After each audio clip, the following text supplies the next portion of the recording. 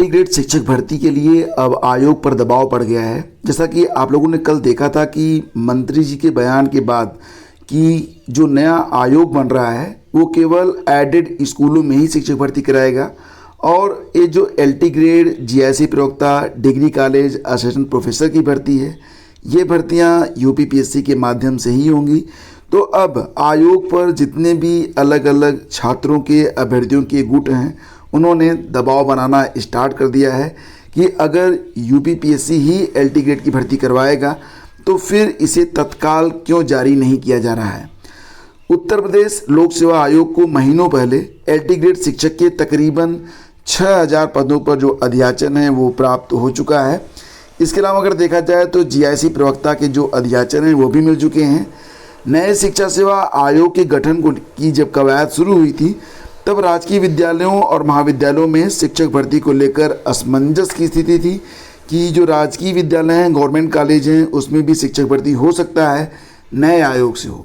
लेकिन अब जबकि ये बात बिल्कुल स्पष्ट हो चुकी है कि जो राजकीय इंटर कॉलेज, डिग्री कॉलेज वगैरह हैं उसमें जो शिक्षक भर्ती होगी वो एलटी ग्रेड ही कराएगा। तो अब आयोग के ऊपर दबाव बढ़ चुका है कि अब जबकि निश्चित हो चुका है कि अब एलटी ग्रेड यूपीपीएससी ही कराएगा, तो अब मांग की जा रही है कि यथाशीघ्र इसका जो विज्ञापन है वो जारी किया जाए। तो दोस्तों, यहाँ पर बुधवार को प्रयागराज आए उच्च शिक्षा मंत्री योगेंद्र उपाध्याय ने भी स्पष्ट कर दिया कि नया शिक्षा सेवा चयन आयोग केवल एडेड शिक्षण संस्थाओं में ही शिक्षक भर्ती कराएगा। तो ऐसे में एलटी ग्रेड शिक्षक भर्ती और प्रवक्ता जीआईसी भर्ती को लेकर किसी तरह का असमंजस नहीं रह गया है और आयोग भी ये दोनों भर्ती जल्द शुरू कराने के लिए अब जो है दबाव महसूस कर रहा है। तो फिलहाल फ्रेंड्स, 2018 के बाद जैसा कि आप जानते हैं कोई भी नई एलटी ग्रेड की शिक्षक भर्ती नहीं आई है। तो अब एक शिक्षक भर्ती को लेकर आयोग पर अलग तरीके का प्रेशर बनाया जा रहा है। वहीं पर फ्रेंड्स, अगली खबर है टीईटी सरकार का बड़ा फैसला। टीजीटी पीजीटी शिक्षक भर्ती में टीईटी पास होना जरूरी नहीं।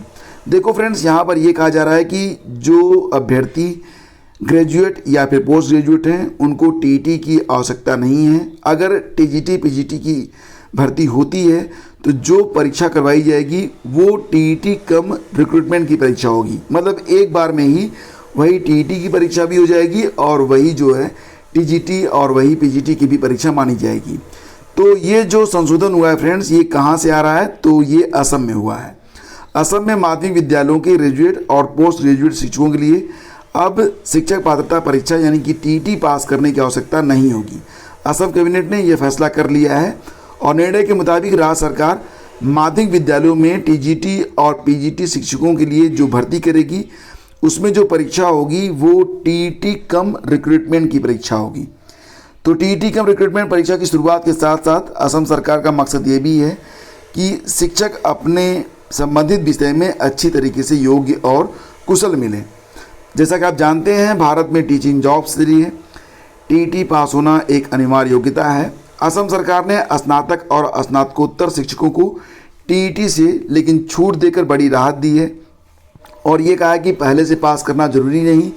अगर आप स्नातक या फिर स्नातकोत्तर पास हैं और टीजीटी या फिर पीजीटी में शिक्षक बनना चाहते हैं तो आप फॉर्म भरिए, एक साथ ही आपकी दोनों की परीक्षा हो जाएगी। वही परीक्षा जो है टीईटी कम रिक्रूटमेंट के नाम से जानी जाएगी। मतलब अगर आप परीक्षा पास करते हैं तो ये मान लिया जाएगा कि आप टीईटी भी पास हैं और परीक्षा भी आप पास कर चुके हैं। तो यहाँ पर सफल अभ्यर्थियों की संख्या रिक्तियों की संख्या के बराबर ली जाएगी।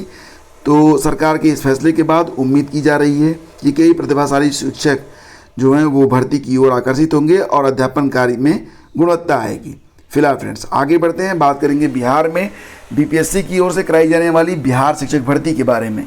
जैसा कि आप लोग जानते हैं बिहार में शिक्षक भर्ती के लिए आवेदन लिए जा चुके हैं और परीक्षा जो होगी वो 24 अगस्त से स्टार्ट होगी। ऐसे में जो अभ्यर्थी हैं वो ये जानना चाहते हैं कि अगर परीक्षा अगस्त में स्टार्ट होगी तो फिर उनका जो मुख्य रूप से ये है कि एडमिट कार्ड वो कब तक आएगा। देखो फ्रेंड्स, जो एडमिट कार्ड है वो अगस्त के दूसरे सप्ताह में जारी कर दिया जाएगा, यानी कि 15 अगस्त तक आपको एडमिट कार्ड देखने को मिल जाएगा। हालांकि अभी एडमिट कार्ड को लेकर कोई भी आधिकारिक डेट की घोषणा नहीं की गई है, लेकिन अभ्यर्थी जो है वो bpsc.bis.nic.in पर जाकर अपना ये जो एडमिट कार्ड है उसको डाउनलोड कर सकते हैं। आपको बता दें कि जो बिहार शिक्षक भर्ती है वो केवल लिखित परीक्षा के माध्यम से होगी, इसमें कोई इंटरव्यू नहीं है और कुल 1,70,461 पदों पर भर्तियां होनी हैं और इसमें प्राइमरी के लिए भी बहुत सारे पद हैं। सबसे अधिक जो लड़ाई है